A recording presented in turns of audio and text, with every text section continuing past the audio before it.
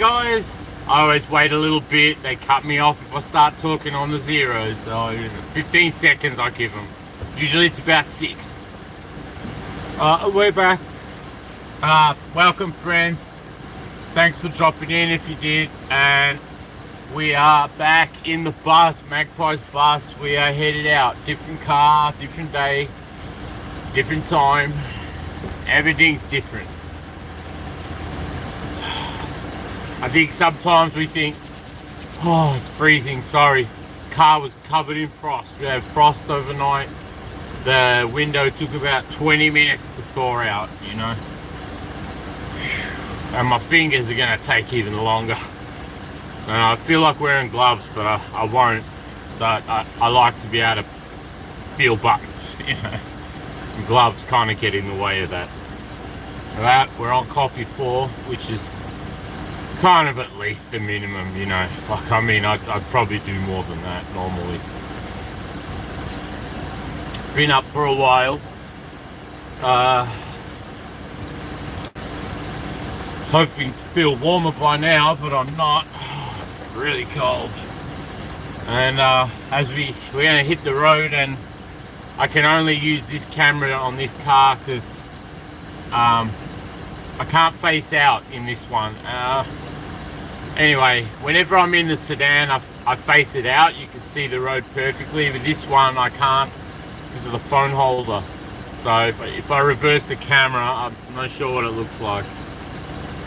Alright, yeah, see, it's a bit obscured by the phone holder. It's not in the right place. It came with it, so I mean, I haven't got there yet.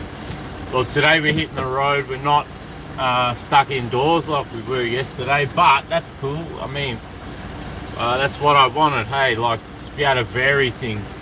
I didn't want to be stuck in one place all the time, you know. So yeah, I'm thankful. I'm very thankful to be able to be, you know, to be able to do something different, you know. Like, I don't see it as a punishment. When your life changes and you can't do the same thing that you did yesterday that you thought you loved heaps. Well, no, you're getting a chance to have a break. Like, you know, sometimes, here's an example. I drink a lot of coffee. That's an easy example. And if I'm out and I've already had a ton, you know, and I go to someone's house and they offer, hey, do you want a tea or coffee or a soft drink, soda, water or something? I say, yeah, look, I've had so much coffee, you know, a glass of water would be great. You know, like, it's a chance to do something else. And that's what I discovered. Like, it's not a bad thing if, like, let's say you eat Tim Tams at home. Or, sorry, copyright. You know, let's say you eat Tim Tams, a certain chocolate biscuit at home, and they're the ones you love. But you go to visit someone, right? And they're gonna have different stuff. So you get a chance to have, well, maybe they have other biscuits that you've never tried before, you know? So not being offered what you'd expect to be offered is sometimes good. Like, let's say, oh, I'm going out and I have this expectation in me that I'm gonna get satisfied somehow. Like, someone's gonna give me a donut, you know? You know? But no, I don't think we should have those ideas in mind, like, say, oh, I'm gonna go out and you know, someone's gonna wanna, you know, do XYZ with me. That's not true. You have that feeling. You want to do XYZ out there with people. It's not that you're gonna go and find someone to do XYZ with you. So I think sometimes I flip the mirror around, flip it around, you know, have another look. How does that look from the other side? Like, you might say on one side of it how you see things, then you're gonna try and flip that mirror and say, look, how yeah, okay, these are my expectations. How would that look to someone else? What do they really think of that, you know? So I guess I'm constantly questioning where I'm at, what I'm looking at, what it means, what I'm supposed to do, if anything. Should I let everything go, or is there something I'm supposed to be looking for? You know, like it's a searching mind. You know, you see that sun come out there. Oh, look at that. That is gorgeous. You see, driving this way, I'm not going to see that in the east behind me. So right now, yeah, we're headed west right now, but we're heading eventually southeast into Melbourne from the northwest. So we're coming down like on that Bendigo to Melbourne trajectory sort of thing, and we're coming down, and we're gonna jump on the Calder here, and then the M79 heading. I set up my electronic tags so we don't have to waste a whole lot of time getting there. We can spend a bit more money but get there quicker. So it's a trade-off, isn't it? Do you want to spend an hour in traffic or half an hour? And I think, well, if you pay 20 bucks, it's only half an hour, and 1 hour could easily turn into an hour and a half under bad conditions. So I'd say, you know, paying for the chance to be just stuck for half an hour instead of one would be a bonus, you know. How often have you been in traffic and just thought, I'd love to be able to just park and walk home, leave my car right here and come back for it, because this is a joke, you know. There are times when traffic doesn't move at all, and especially in Melbourne. God, is that place a car park or what? I mean, nothing moves. It's standing still. There's a light sequence that'll let 1.5 cars through, and then it's stuck again. Tram comes through, ding, ding, ding, ding, ding. It's a constant thing. Like, I don't know why they time the lights so badly. They time the lights to not let enough people through, and people are trying to park as well. Like this, it's ridiculous, because some of them will get across the intersection and literally stop there, so no one can enter the intersection anymore, and then the entire backup of people queuing up to turn or coming straight through. Oh, it's unbelievable. It's incredible. Like, it's like being inside an antique clock. I mean, I know we love our trams. I'm nothing against the trams. I love them. They give a lot of character, like some other beautiful cities that have what they call street cars, you know, those streetcar named Desire, you know, that thing. But please allow traffic through that place somewhere, you know. Like, you've got every street in Melbourne just banked up. I mean, literally banked up, waiting for a green light, and that green light does not mean anyone goes. That's the thing. Like, it's like being inside a clock where the hour hand hasn't moved, but the minute hand has gone around 1,000 times, you know. Like, and then suddenly you realise a whole hour's gone. You haven't found a parking spot. It's madness. That it's not a serviceable city anymore. Look, if you want services, do you want tradespeople, do you want contractors to be able to get to your places, right? And give them their things that they need. You are getting rid of loading zones. Listen, I saw a loading zone, the only one I could find where I needed it. Guess what they put there? Huge concrete plants in the loading zone. Guess what's next to it? No standing zone. Guess who's nearby? City of Melbourne parking officer. Just waiting for someone to double park, because the customers need the stuff. The parking officers are literally like guards stopping progress, really. Like, I know you're getting money from it. City of Melbourne's getting a lot of money. Maybe 100 grand a week, I don't know. But this is money you're taking from your tenants, from your services, your customers, your people, your constituents. They're all under you, okay? And you're living on the fat of the land. Really. Just like in that book, Animal Farm. That's what we got. We got Napoleons living in the house, dirtying up the sheets, and all they do is make sure all the other animals are humble and meek, paying their bills, paying their parking ticket, their infringements, of course, Because we know infringements mean revenue, guys. We need that revenue. We want you to get out there and infringe. Write some infringements out there, because we need that money to survive. Please, we've got so much, but we need so much more, isn't it?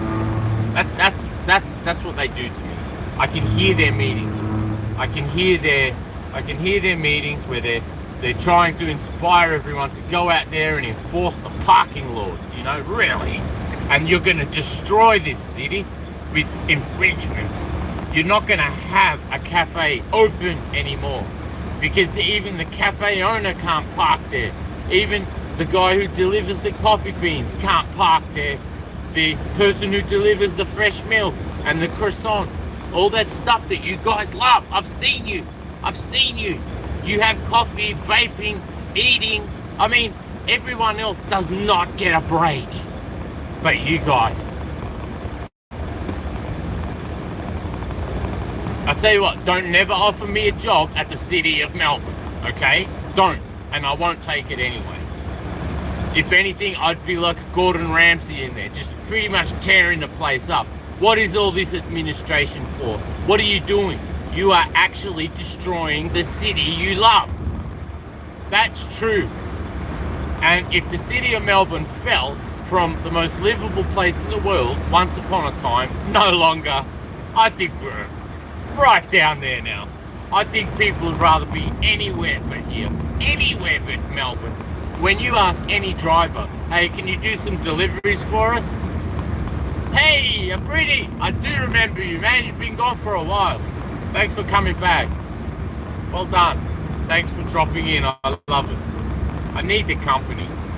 You know, my drive to work is perfect when I got a passenger here in shotgun, and that's you. Being my shotgun here, you know, my second set of eyes. You know, if I watch the road, keep an eye on me, we'll all be okay, you know. I couldn't do this without everyone out there, you know. Like, I'm not someone who would sit in front of a camera anyway. It's not something I ever wanted to do. I never wanted to sit in front of a camera and tell all. But suddenly, I feel compelled to say something. Like, all I'm trying to really get through is that there's a love in our heart. Look, so far, all good. R0AD, thank you. I got this huge happiness, right? But it's bursting. It's coming out. And what I need it to go places. I need this joy I'm feeling to spread out. It's too much for one person, and I know that so many people need it. You know? I want people to share that feeling. It's just, there's nothing better than just waking up and seeing the sun come up on a new day, and everything comes out, everything's alive and new again. That's what I want, really. It's going good. It's going good. I was talking about my hometown, Melbourne, and how the government and the administration here, of course I'm not going to name anybody, come on. All I know is I was born here, and I've seen this place go to hell, decay. I've seen the graffiti come back. I've seen the destruction, the homelessness, the inequality of the way things are. You walk into the City of Melbourne, but you don't know it's a private car park. You don't know there is some real thugs in charge, you know, and I'm not going to tell who they are. But look, I don't even want to know who they are. All I know is I'm watching my beautiful city, which was once the most livable city in the world at one stage. Yeah, we had a good moment, you know, but then we went down bad, and I don't think we're coming back. Hey, 1 p.m, I'm going to work. Now I've got the sun in my eyes, but we're going to sort of change direction. We're headed east, but we're headed southeast. Coming from the northwest down into the city, Melbourne. And the sun's pretty much like in my eyes right now. So it's 6:30 in the morning. So if it's 1 p.m. there, I'm guessing what? That's a long way from 6:30 in the morning, isn't it? How funny. The sun for you must be around, you know, wow, the sun must be kind of on top of you right now. So, I don't know where you are. Are you in the Pacific or something? I don't know. I can't picture. You must be close by. If the sun is on top of you and the sun's in my eyes, what does that mean? Does that mean, like, I'm looking at the sun and it's pretty low, but right now it should be like pretty much over you on top, like it just passed over noon about an hour ago? Sorry, 1 a.m. Oh, a.m. So for you it's coming day. Yeah, you must be close by as well. You're only another 5 hours. Yeah, in 5 hours, you look, it'll be nearly lunchtime, 12 o'clock here, and it'll be morning for you there. So, like, I can see that there's a bit of a time difference.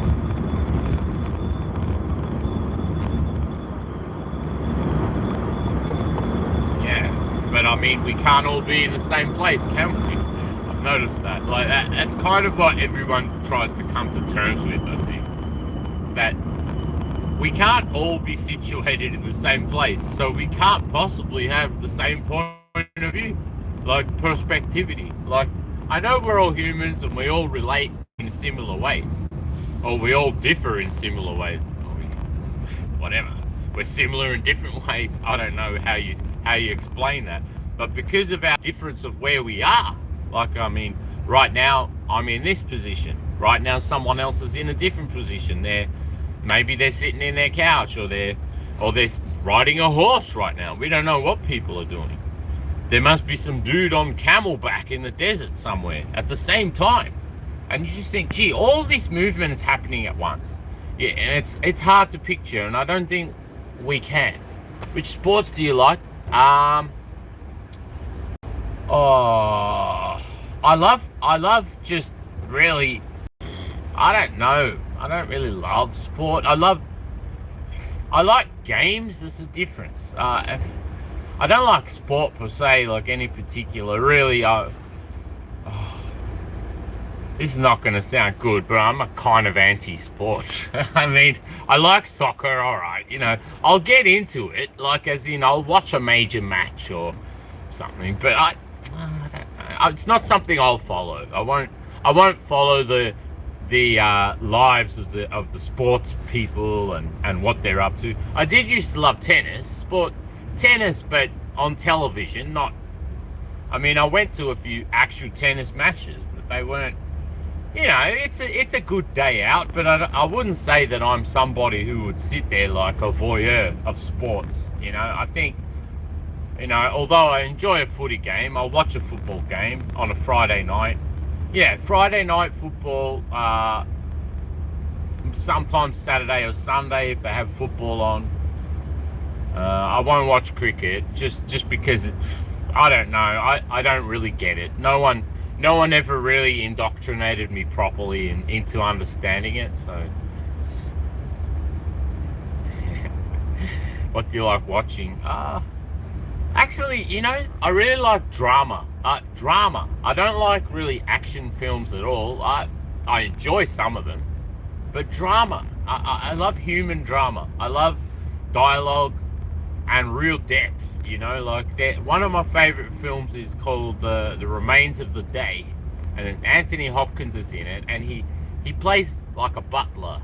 You know, he's very well spoken butler. You wouldn't believe he does such a shining performance in that as a butler. He's very serious, very, you know, he's not as humble as you think. You know, he's a very stern guy. And then Mr. Stevens, that's what his name was, Mr. Stevens. And at one point his father came to work with him in the house, and his father's also called Mr. Stevens. And actually, father and son in that movie refer to each other as Mr. Stevens. I mean, you know, that commitment to the work had dominated their entire personas, their entire lives. And I just thought, gee, there's something so deep about that, you know, like watching someone to be so committed in what they're doing, really into it, you know, not in any way saying I'm just doing this for a job, then I'm going off to have a break. This guy lived service. He breathed service.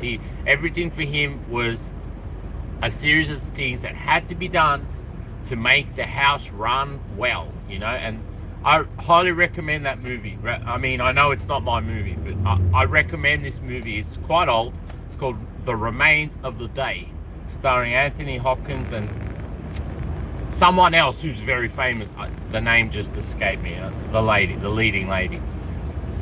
Great movie. Very deep. There's a lot of talk in it and a lot of negotiated script, you know. You can feel that they've really gone to the extra trouble of making sure that the story and the dialogue and what you see just match up so well. Mr. Stevens, and I always think of him, he's the picture of someone who's fully committed to service, like really. And what gets me about that is that that's what's missing in a place like Melbourne. We used to have a really great service culture. People enjoyed coming. They weren't getting hit with a $200 fine just for stopping and getting a coffee from your local guy. It's not a friendly town anymore. You can't just, hey, see someone you know, stop your car. You can't stop your car. Okay, what they want is a city of people on their legs. They don't want cars in there. Well, then I really feel they need to make aside some time for the people who service the businesses there. Do you have any kids? Yeah, 2. Yeah, two. I'm very happy. You know, I'd have more, but it's not up to me. But I'm blessed. I'm blessed to have the 2 I have. I never thought I'd have children, to be honest. It all came, well, look, I believe the universe, God, I don't know what you want to call it, the power of the universe just brought these 2 angels to me. I really feel that. I'm blessed. I'm thankful to be a father, to be fulfilling what I feel I have to do. You know, I don't expect any extra reward for what I'm doing. I feel like everything I do is paying back to the universe what it's giving me, what it has given me, what I have. Every time I wake up and I'm alive and I'm conscious and my fingers and toes can wriggle, I feel thankful that I'm able to get out of bed. I mean, can you imagine somebody who didn't have that ability? Like, I can't. I mean, my heart goes out to anyone who's struggling with the basic thing of just being able to move. That's got to be the hardest thing to deal with. I don't know how people deal with that. I have a cousin who recently passed away, and even now, even though she's resting in peace, I feel so sad about what she went through from the age of about 1.5, 2 years old. She was perfectly functioning, perfectly healthy child at the age of 1.5, 2. And suddenly she was struck with a very rare, debilitating disease, Rett syndrome. She spent her entire life in a wheelchair. From the age of 2, she passed away at the age of 40 something. And I was heartbroken. Not only that her life had not changed at all, she was in this state for a long time. I don't, and what the look in her eyes in the last photo taken before she had passed away, I could see how much was in there. It really struck me. I'm holding back the tears right now just thinking about her. What an absolutely difficult life. No one would ever wish on for anybody. and her mother, my dad's cousin, basically. I'm not sure the relationship. It's my dad's first cousin, so that, you know, the daughter of my dad's first cousin. I'm not sure how. She's like my sister, I feel. Like a sister. Oh.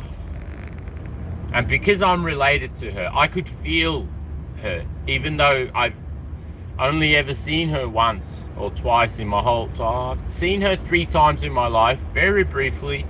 I saw her as a young child at the age of 1.5, 2. She was gorgeous. I remember playing in the backyard with her. Oh, to think I was one of the last people to kick a ball and play catch with her, and then she spent the time from then until she was 44 or 43, 40 maybe, 41. She spent about 40 years, say 39, 40 years in a wheelchair and passed away so young, not even at midlife, you know, not even reaching 50, you know. It's that disease doesn't let you get old, you know. It's a degenerative disease. I'm not sure. I really don't know. It affects a lot. It's very rare, but you know, it's very sad. So there are those rare, sad things that happen.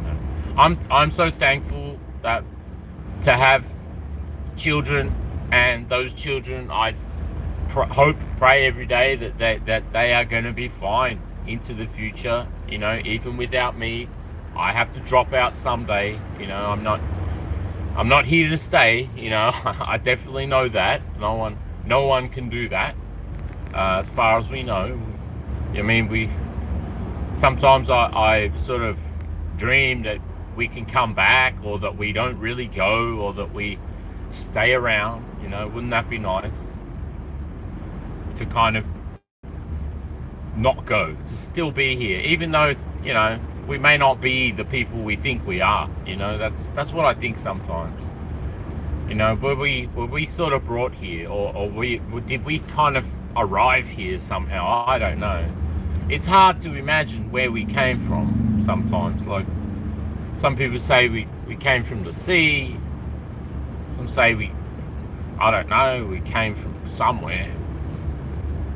So, I mean, the best thing they've come up with so far, and it doesn't explain much, this Big Bang or whatever.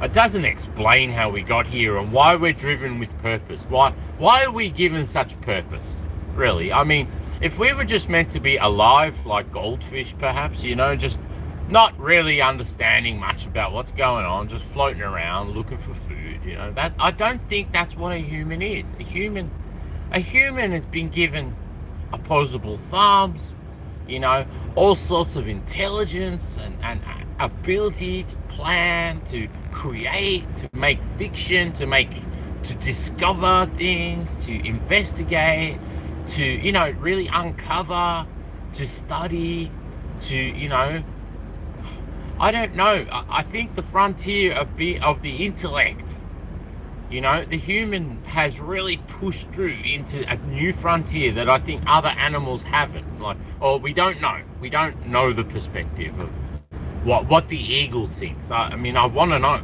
what does the eagle think as he glides over the you know, over the landscape?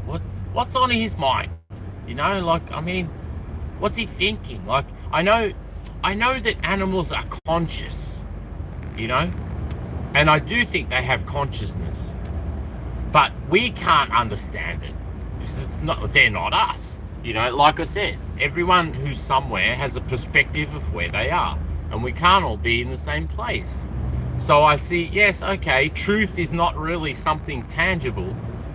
We can't get our hands on truth and say, listen, I'm gonna discover the truth, you know, but it's not something you can hold on to. It's a, I don't know, it's kind of a story, isn't it? It's kind of a made up thing that you're discovering. Like, you're discovering something, but you have to make it up, don't you, in your mind? Like, I know you think you can stand objectively and look at something and objectively judge that thing, but actually your perspective of that thing will affect your judgment. Like, your judgment will only be a statement of your perspective, your expression of your perspective.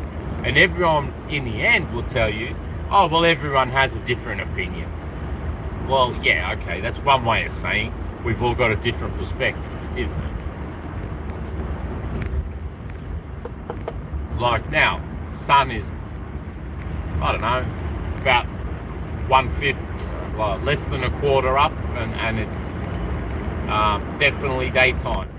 Like definitely, it's the early mornings disappeared a bit.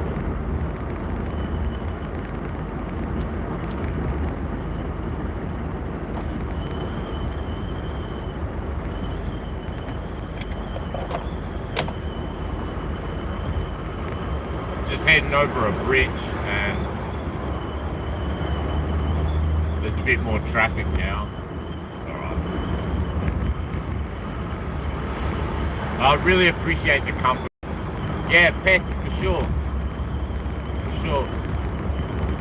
Not now, but I'm a pet person. We're about to get a dog. We lived some years without a dog. Now we really miss having a pet. So now with my two kids, I'm sure they're going to love having a pet.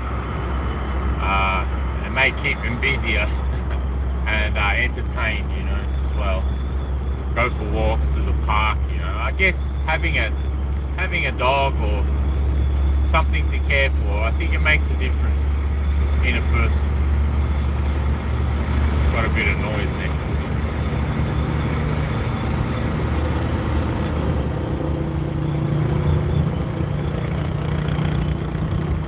So yeah, I got the sun right in my eyes now, so I got the blind down, you can tell. You have to. It's like driving along a yellow road.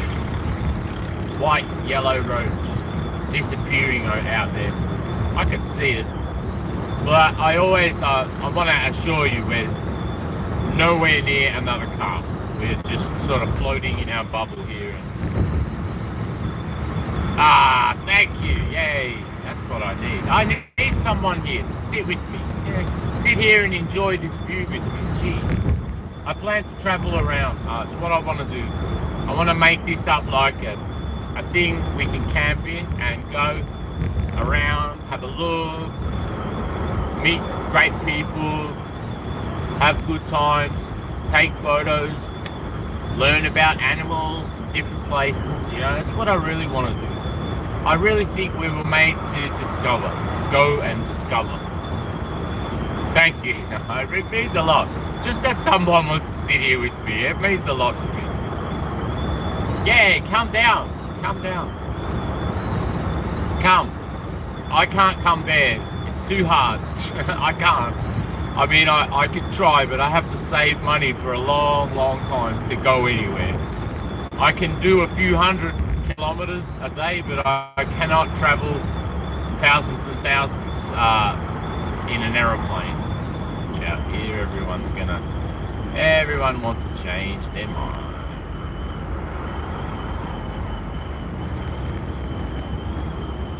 Here we go. Gently, gently. Try and get past everyone without scaring them. Slow down a bit because we have people who like to jump out. Thank you. Look, that's what I mean. That's why I'm here. That is literally the reason, because that's what I love. I'm not, I used to be one of those people in a chat room, once upon a time in a chat room. Hey, blah, blah, hey, blah, blah. You didn't know them. You wouldn't never get to meet those people otherwise,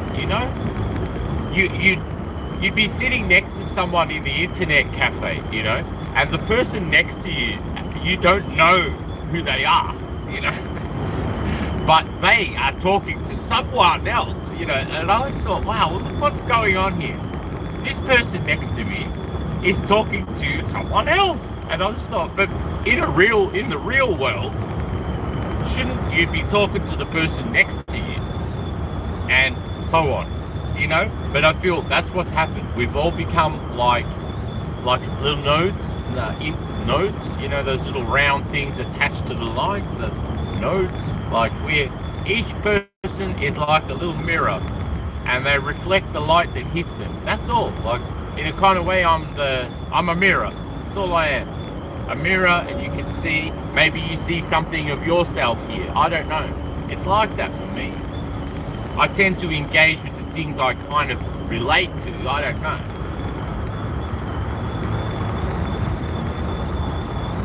But I'm really glad to be here. Honestly, that's all I want. I couldn't wait. You know, when I wake up, I do my, you know, have my coffee, all this, get dressed, and all I can anticipate now is getting on the live here. Just getting on the live and getting pumped up for the day. You know, so I've been doing it every morning and afternoon. Get on, go to work, say my thing, you know, hopefully inspire myself to be better than I was yesterday. That's all I kind of do. Yesterday was, you know, I'll give myself a score.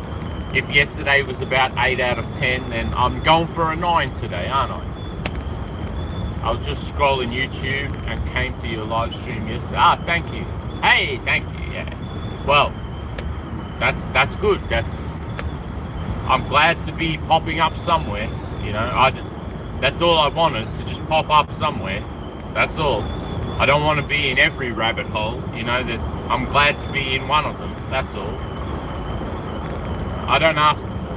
I'm happy enough. And being able to share, connect with someone, that means a lot to me.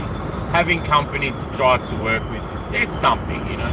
I see you guys like my company, you know, even though, you know, you're each your own autonomous self, you know, I know that.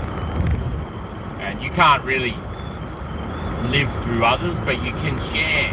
That's a different thing. Sharing's not the same as having, you know.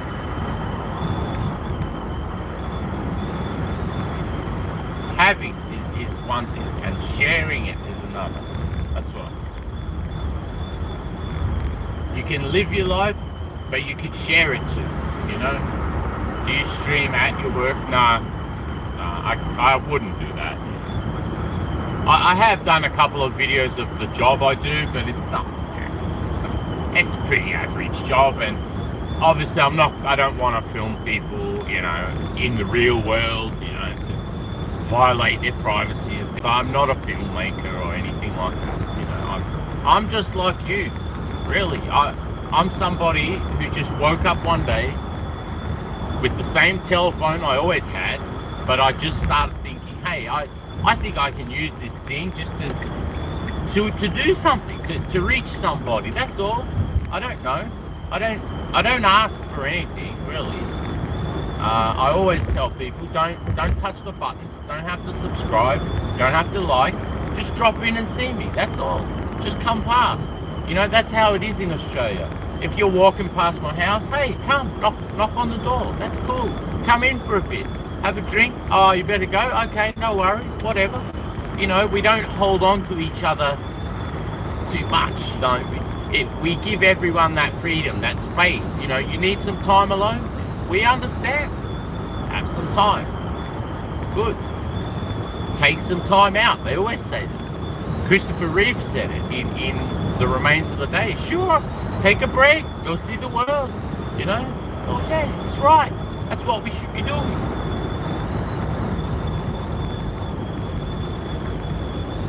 It doesn't take much effort to just discover something new. That's all. And it costs you nothing to learn something. Or share as well. It doesn't really cost you to share, because when you share, what are you doing? You're feeding that karma, aren't you? You're bringing that good luck to you. Look, yes, let me just tell you, the good luck will flow back to you, I promise. If it doesn't, you could call me crazy, but I know that the good luck flows back. Every good thing you do comes back to you, and vice versa. So, you know, we have to minimize the damage. We have to do our best to share the best part of ourselves, not the worst. I mean, I had some bad moments where some of my videos, I think you're around Indonesia or Bali, possible. Like, are you like in Asia Pacific, maybe. Guessing. Yeah, I can't really guess, but I don't know my geography well. But I know you're not far away. You're just, maybe you're half a day away, like, because it's daytime for you and it's daytime for me as well. So the sun is shining on both of us right now, which is India. Okay, yeah. Well, that's not far. Maybe a bit further than where I was thinking, but yeah. Well, everyone from all over the world is here in Australia. A small, there's a minority group from every country of the world here. I can probably almost safely say someone's from everywhere here. So Melbourne being quite unique in having such a variety of different cultures at once, and that's what I feel our government doesn't appreciate, how good we've got it. We were once very isolated. This was a very different place 20 or 30 years ago. We were very insulated. We were very, under the wings of England and America. That's all. We had no other external influence. But now there's people from everywhere. There's a Bollywood cinema in Melbourne. You can go and watch Bollywood in Melbourne, but you can't get a parking spot. And you're going to pay $200 for a fine because there is no parking. Or you can enter the private car parks. This is my bugbear at the moment. The idea that you need a private car park on every street corner and have absolutely no parking at all on the street, not even for your service people. Good. Well, if you've got an Australian friend there, well, come. You've got an Australian friend here in India. Good. Oh, well, there you go. You see that? It's almost the same thing. Now you're talking to an Australian in Australia. So, there. That's two Australians you know. There you go. In such a huge world, look what's happened. Across the continent, across the divide, we've managed to reach each other. I think that's important. That's a tool we've got. And I think that they don't want us to understand the true purpose of connecting to people. And I think that's all I wanted to do. Connect in the best way I could. 7 o'clock. I'm nearly there.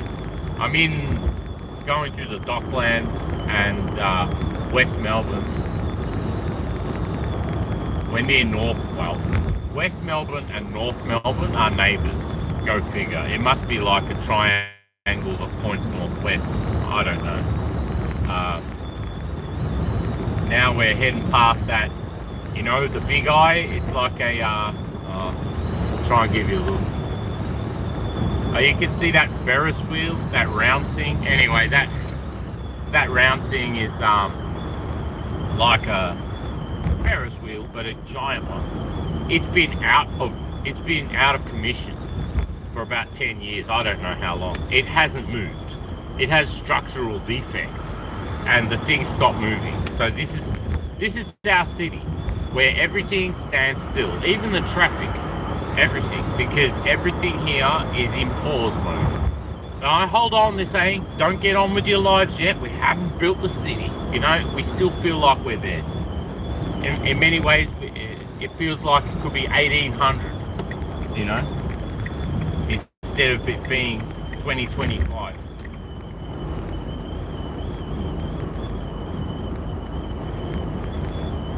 Yeah, I'd say all we've achieved so far is to create a very confusing kind of mess around us that we can't manage anymore. Infrastructure's aging, the roads aren't big enough for the amount of people we need. I'm telling you, we're underpopulated. What's the distance? About 39 kilometers, 40 kilometers. Usually takes about 40 minutes. I'll roughly travel 1 minute per kilometer, maybe. I mean, it's faster than walking, isn't it? That's the only, I'm always thankful that I'm not walking all this way or on a train or something, getting up at 4 in the morning and running to the train at 5 o'clock. And you know, it takes hours to get to work here. I mean, you may only be 40 kilometers from work, but it might take you 2.5 hours to get there by the time you've had your coffee and all this kind of jazz. We're really backed up here. Like we can't get going. Like right now I'm doing 30 on a major freeway, you know, 30 on a major freeway. You couldn't have made this freeway bigger, no, but still you need people, even though there's no room for them. It's because the infrastructure is too small. It's not to do with there's no room. There's so much room here. You could bring millions and millions more people here and you wouldn't fill this place. But the way we manage it is another story. We manage it as if 100 people live here. 100 of the most privileged people live here. We don't know who they are. But there they sit, you know, exercising their control over territory, parking, law. You're not allowed to set up a simple business to survive. You must go through permissions and all sorts of things. You must seek permission to do anything you want to do. You really can't do a thing without the help of others. So I suppose sometimes we have to shake hands with the devil in a kind of way, you know. We have to pay our taxes. We have to pay our way to get things, you know. A health inspector has to come and inspect your premises. You're not allowed to open up a restaurant. You got to do a whole lot of things. Fine, they're all the protections we need, but they cost. You must have a certain kind of fridges. You must have a certain kind of this and that. Exhaust fans. They cost tens of thousands of dollars to do. You must do it just to start earning money. I had to go and borrow $40,000 to buy this so I could work. You know, it's kind of like the imperatives on you that you must pay. You must go into debt. You must. On daily, yeah, it's a lot. It's a lot. I spend some money, don't worry. I definitely don't get here for free, I'll tell you that. No way. Nothing free here. Everything comes at a cost, and we just don't know what it is until we're deep in, you know. Let's say you're lost in a forest. There's so much that you're going to discover in there. You don't know what you need. Gas isn't cheap. Nah, it's not. I mean, I'm on diesel, but yeah, petrol's not cheap either. It's about $2 a litre, $1.90, something like that. Diesel today was $1.87. I mean, look how they change the price each day. Come on. Are you telling me it changes each day based on what? You know, it's the same product. Come on. That's like, imagine they change the price of milk every day. You know, can you see how much manipulation goes on? I do. And I believe it's called mismanagement, not management. If you want to manage nature, right, their definition of management is burning and cutting down trees. That's not really managing things. That's not careful management. That's brute force, you know? I always imagine the koalas up the trees when they're cutting trees. What happens to them? You know, where are they going to go? You know? That's what I do. Anyway, guys, I'm at work. I'm so thankful you dropped in to come see me. I'll be back in the afternoon, do the same thing.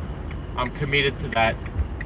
I love you all so much. Thanks so much for coming. You know, it means a lot to me to be able to share. Hey, tackle guy, tackle me. Hey, thanks for coming back. Hey guys, I really have to go. I'm so sorry. I love doing this, but like, thanks for the last 50 minutes. It's been brilliant. And you know, feel free to post me anything you like, whatever you like, links. Send me your videos. I want to see them. Let's do something. I don't know. There's a lot we can do. Here we are, Port Melbourne. Love you too. I really do, man. Thank you. I really mean it. I really mean it. We wouldn't have this chance otherwise. Blessings. Best wishes, really. Enjoy the day.